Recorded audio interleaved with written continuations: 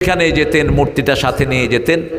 একদিন রওনা হলেন, suddenly he has the necessity of urine. তিনি যাবেন, কিন্তু মনে হলো ওনার পেশাব চেপেছে।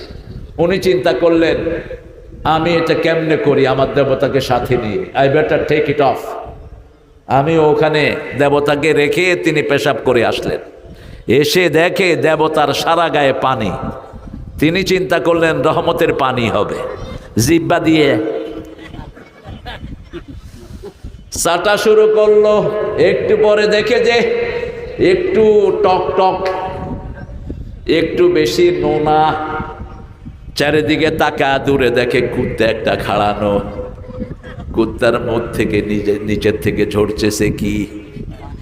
সাহাবী কয়, তুই খোদা না হুদা, কুত্তা তোর মুখে মুতে তুই সরাইতে পারস না, আমারে কিভাবে কি করবি?